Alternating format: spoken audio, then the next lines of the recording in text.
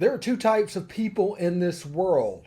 There are those that are really, really excited about what freshmen can do in fall camp, and there are people that are completely off the rails, unhinged about expectations for freshmen in fall camp. It is what it is. Anyway, stick around.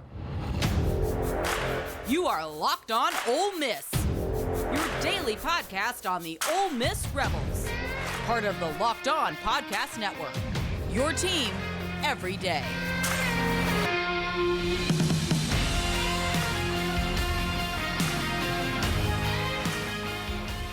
Thanks for making the Locked On Ole Miss podcast your first listen every day. We're free and, in fact, available wherever you get your podcast, including YouTube. We're part of the Locked On Podcast Network, your team every day, or more importantly, Ole Miss every day.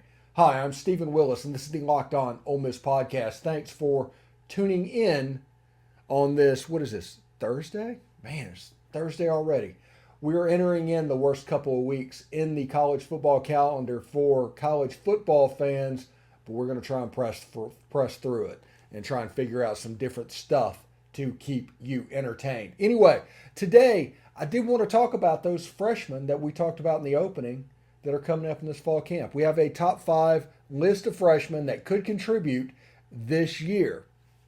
And actually, we have 4 players that could contribute on the field and 1 player that can contribute to the team. We'll explain that as it goes along as well. But it's 5 really, really good football players. And I think the list starts with Suntarine Perkins, right? And he's an Under Armour All-American. He's a 5-star plus type player. And, you know, you look on there, he's ranked 14th nationally by the On3 consensus. Number 1 linebacker in America. 6'1.5", 205 is what he's listed at. I think he's probably bigger than that. And when you look at shots that Ole Miss is releasing, he looks like he's in pretty good shape. Now, the question is, what do you do with Suntarine Perkins, right? How do you make him be the best version of himself as a freshman? Because people still fight and argue about what Patrick Willis did his first year at Ole Miss. To this day, how do you make Suntarine Perkins into this special player that we all think can happen? And I think the answer to that is by moving him around, essentially. And if you can do that, you will change different locations. Like put him at Jack, at outside linebacker, let him rush the quarterback. Put him at will linebacker and let him run around. Put him at Husky/star, whatever they're calling that position, and let him affect where the defense can't lock on to where exactly this player is going to be. And you can use that in a real similar manner to what LSU used it with Harold Perkins last year. No relation, by the way. And understanding that means that Pete Golding could have an excellent toy in his toy box. And I think it's also important to know that after spring practice, you heard some of the talking heads around Ole Miss football talking about a need for linebackers to be recruited. They weren't high on Monty Montgomery. They weren't high on Jamarious Brown, weren't high on Ashanti C. Strunk, wasn't high on Kari Coleman. And they're like, well, we need to go to the transfer portal and get a new linebacker. Well, Ole Miss didn't do it. And why did I not do it? Because they knew Suntarine was coming in.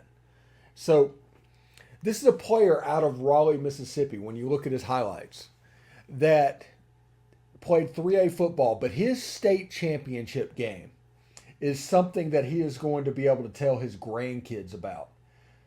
So just this is a little write-up that On3 had about him. They had a paragraph. He's ranked as the 5-star recruit by On3. He signed with Ole Miss, obviously. Under Armour All-American game, Mr. Football and MHS 3AA. He played running back and linebacker in high school, leading Raleigh to its first state title in 2022. He ran 32 times for 331 yards and 4 touchdowns. That's offensively. He's not even going to play offense at Ole Miss.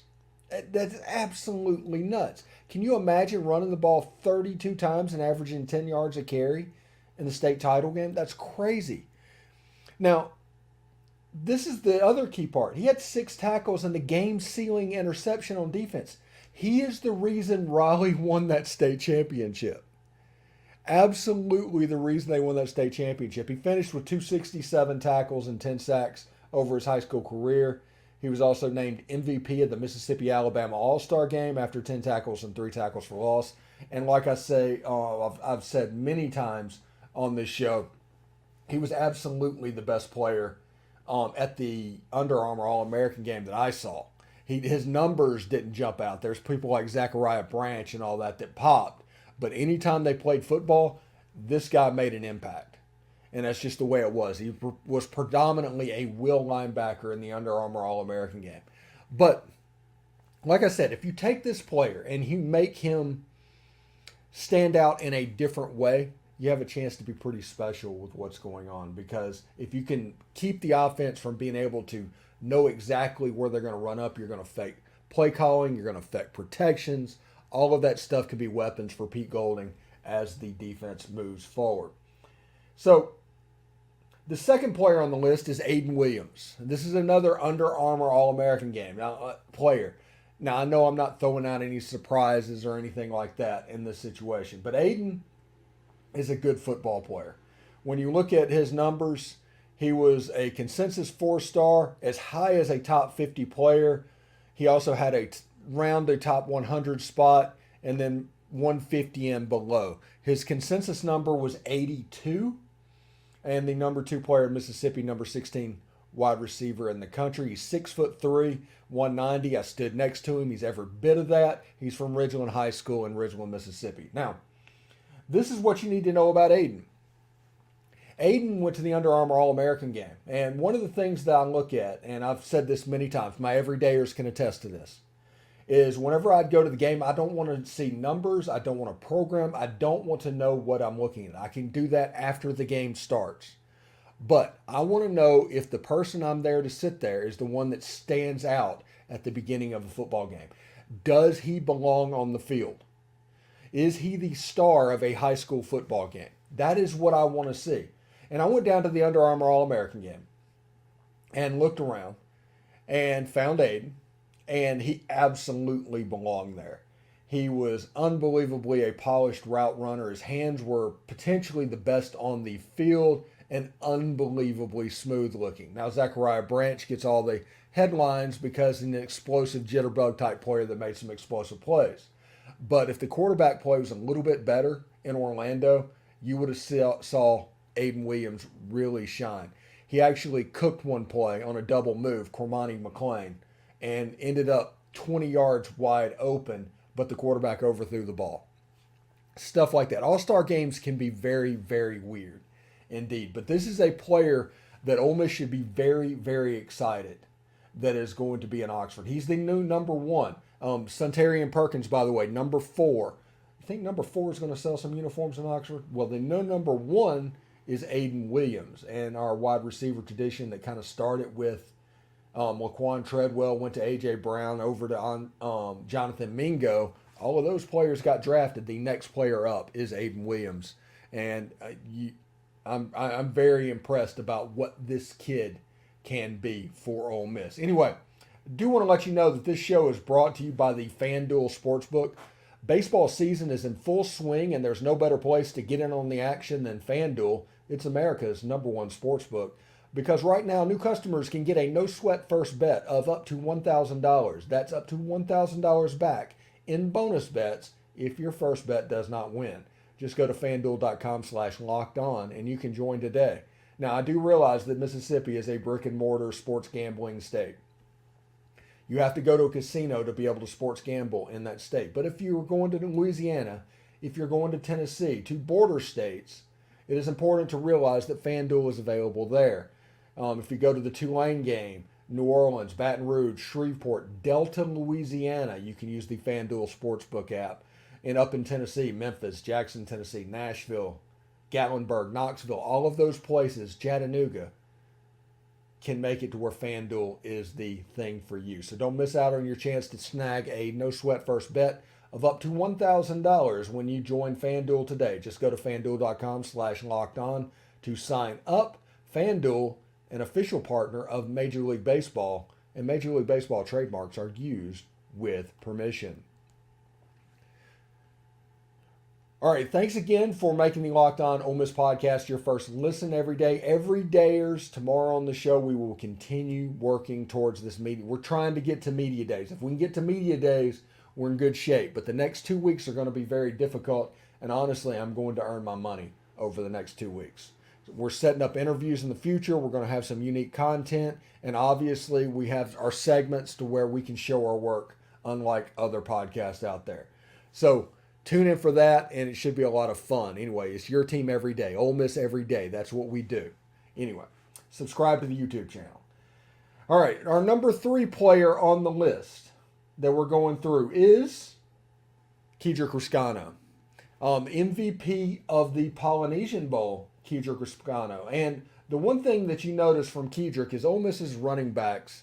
Ole Miss has a type, okay? You can see he's basically near a top 100 player on 3 and Rivals, a little bit higher on 247 and a 280 player on ESPN. His composite ranking is 129. He's the number 7 running back in the country, number 23 player in Texas. And Michigan State was all up in this recruitment. They got a commitment at one time. They ended up decommitting, and ended up being a signing day type thing to where, he had to decide. But Kedrick Reescano ultimately chose the good guys. Now, what does this mean? Now, we have Quinshon Judkins and we have Ulysses Bentley. Those are the 2 big bell cows in Ole Miss's offense. But as we saw in 2020 and 2021, the offense actually works better when there's 3 different styles of running backs and they all can be used. Whenever you had Henry Parrish and Snoop Connor and Jerry and Ely, even though we ran for more yards last year because the running back room last year was more talented, the running game and the offensive use was probably bigger and better in 2020 and 2021. The explosive factor of going from a Snoop Connor to slam the door to a Jerry and Ely for that lightning bug, to a Henry Parrish to tote the mail, that should not be lost going into the season. Now, this season has a chance to be really interesting when you compare the running backs that Ole Miss has. You have a running back that is Quinshon Judkins, that's Snoop Connor, like times 2. Really, really talented running back, most talented running back in college football. Ulysses Bentley, the 4th, he's got a little Jerry and Ely in him. He's that lightning bug. When he's healthy, he is a weapon. And then you have Kedrick Reescano, which is a Henry Parrish type running back times 2. Now, if you look at him, he's unbelievably agile. And one of the things you notice is Ole Miss always recruits running backs with great lateral movement. That is the secret weapon. Everybody wants to talk about 40 time or speed or upper body strength or vision and things like that. Lateral movement is where Lane Kiffin is making his bones when it comes to running backs at Ole Miss. It really, really impressive stuff to see from him. I think he has a chance to be a really good running back. I do think that you might see a season where Quinshon, he doesn't rush for 1,600 yards. He's back at around that 1,200-yard mark. And the reason of that is he has 3 guys that they can distribute carries in between. And you will see Kedrick Reescano having a day where there's a game that he rushes for 70 yards or something like that. He's an impressive running back. He was the MVP of the Polynesian Bowl. And this isn't a situation anymore to where the U.S. Army All-American game and the Under Armour All-American game are the only 2. If you looked at the Polynesian Bowl this past year, there were players that played in the Army game or the Under Armour game that also played in that game because it's a free trip to Hawaii. And Reescano was able to line up and show out in that environment and rush for over 100 yards and be the MVP of the game. Very, very impressive stuff. All right. The 4th player on the list is Jamarious Brown. I got the picture wrong there. Sorry about that. That's actually Kedrick Reescano in the picture. But Jamarious Brown is the 4th guy. Again, we were trying ambitious shows, and every now and then you miss some steps. Jamarious Brown, 4-star player out of Moss Point, Mississippi, top 250 player on 3 and Rivals. A little bit outside that when it comes to 247. 247 actually puts him as a 3-star. That's ridiculous. And ESPN rates him at about 47. His consensus is about 260, I think. My old eyes may be telling me wrong. He's number 5 player in Mississippi, number 35 defensive lineman in the country, 6'2", 270 pounds, out of Moss Point, Mississippi. When it comes to Moss Point, Chris Osgood, Moss Point. Just whatever. I just want to throw that out there. So, Jamarious Brown is a defensive lineman, and his video actually pops. He made plays in the Mississippi-Alabama game where him and Suntarine were on the field at the same time. Basically, Jamarious took care of the middle of the field, and Suntarine just ran around and made plays on the outside. Alabama could do nothing with them in the offense. Alabama ended up winning the game, but it was one of those late games. It was an all-star thing.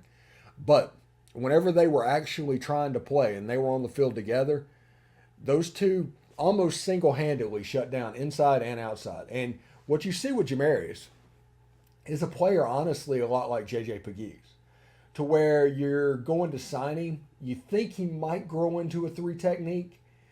He's athletic enough to play end. He's actually played linebacker end. He's blocked a punt in high school, running back. He caught passes. You're talking about somebody at the high school level that was an insane athlete. Think J.J. Pegues, honestly. And whenever you deal with players like that, you just get them into campus and figure out what they can do, because they are going to make your team absolutely better. He could be the player that pops out of nowhere and is playing in games this fall. The one that you think about is like, wow, okay, that's interesting. It could be Jamarious Brown. So it's something to pay attention to as well. Anyway, when we come back, we will talk about the 5th player that we are looking forward to in fall camp that we have a chance to contribute to the team.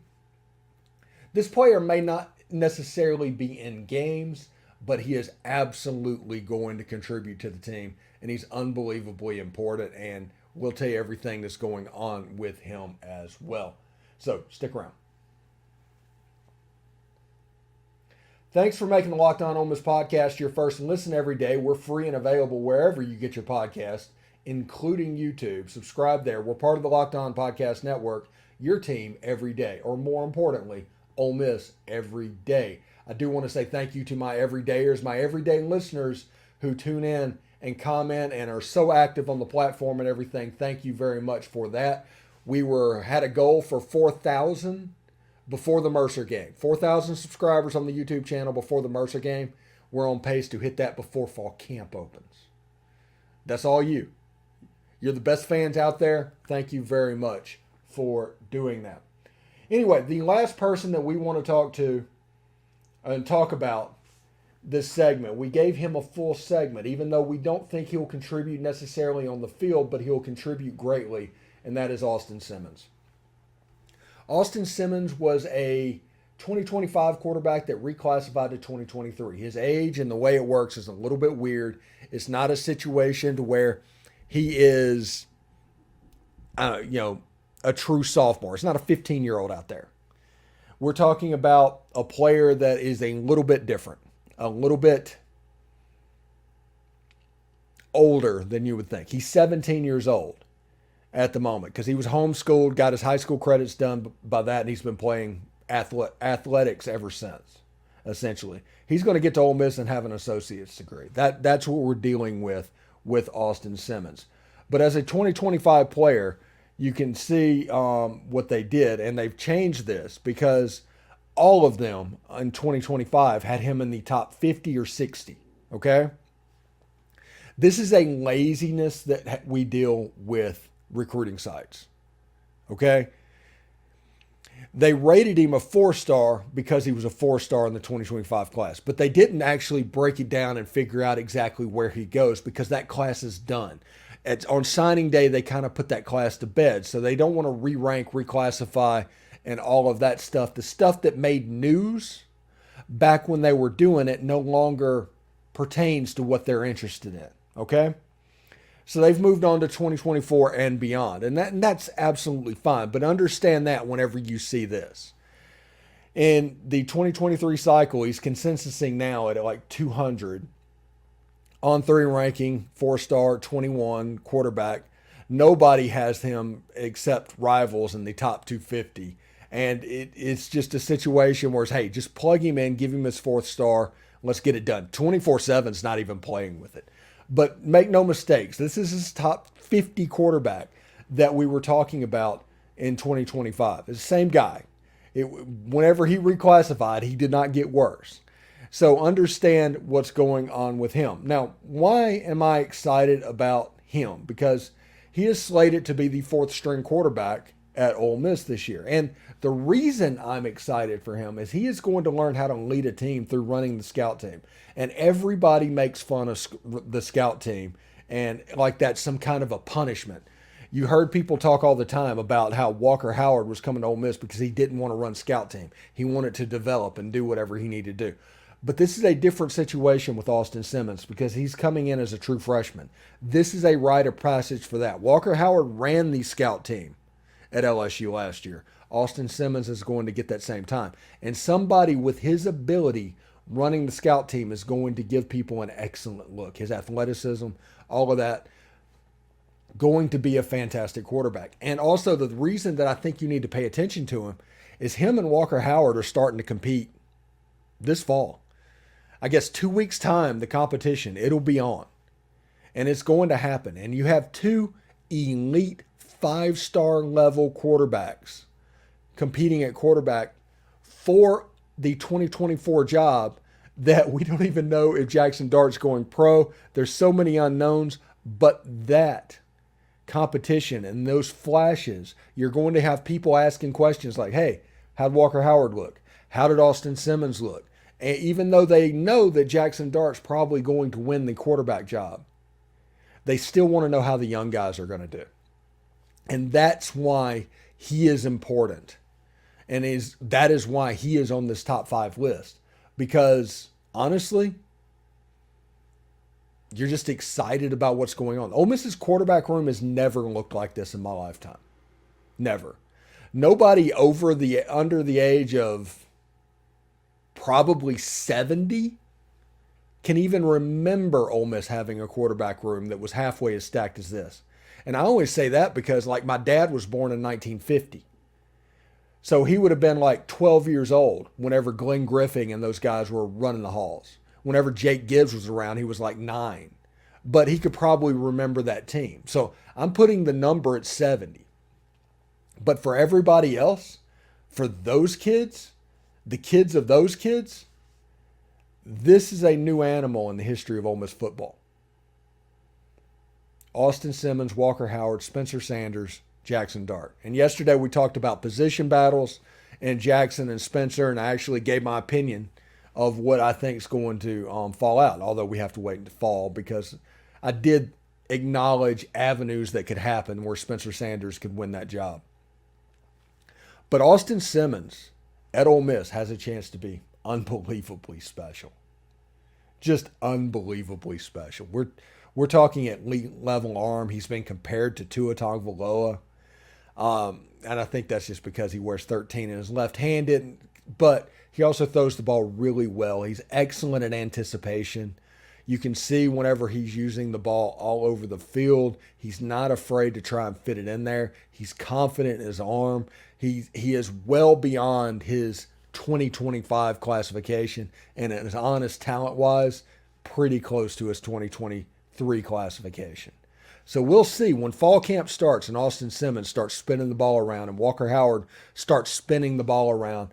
They're just a fantastic reps. Now, I do not know how much people are going to have access to practice to be able to see it, but open practices, open scrimmages, things like that, we're going to try and at least get Dalen Flowers in the building. We obviously have John Macon Gillespie that can put eyes on it as well. And we have other people that could also see what's going on. So I'm pretty fired up about what can happen. And these 5 freshmen, everybody talks about how elite of a transfer portal haul Ole Miss had. These 5, they're special, dude. They are absolutely special. And people like to sleep on some of them. And they like to think, what's happening? Woe is me, recruiting's down. No, Low numbers does not mean recruiting's down. If you recruit at a high level, which Ole Miss did, getting Suntarine Perkins, a 5-star plus level player, Ayden Williams, a top 100 level player. One of the sites has them as a nearly top 50 player. This is important. And I do think some of these guys are going to show out because tradition says that. Because Davidson Igmanuson started day one. Tysheem Johnson started day one. Quinshon Judkins had a huge role. If they can play, if they can contribute as a true freshman, they'll be on the field. And even some borderline players are probably going to be on the field. Xavion Harris played last year. So we'll see exactly what happens. It should be a lot of fun. But these have been 5 names that I've been interested in freshman-wise. And I put a little highlights and intersperse those as well. So it should be a lot of fun. I'm looking forward to seeing exactly what they can do, how they mesh with the transfers, with the veterans. This football team has a chance to be really good. And honestly, it starts with this recruiting class. Nobody's going to talk about that. The transfer portal has become the dominant issue. But somebody like Suntarine Perkins, somebody like Ayden Williams, they make both of their rooms exponentially better. Period. Anyway, thanks again for making the Locked On Ole Miss podcast your first listen every day. Remember, is the middle of the summer. We're getting close to the All-Star break in baseball, which means it could be a little bit interesting over the next couple of weeks on this show. We do want to thank you for tuning in. We're going to find ways to think of content like today, top freshmen that might emerge in a month. Pretty fantastic stuff. We're also going to look to try and get interviews with prospects and current players as well on the channel, just to keep the content fresh. Thank you so much for tuning in. Please hit the subscribe button. Go ahead and give us a review on iTunes. All of that will be pretty fantastic. Thank you very much. And we'll see you tomorrow. Hotty toddy.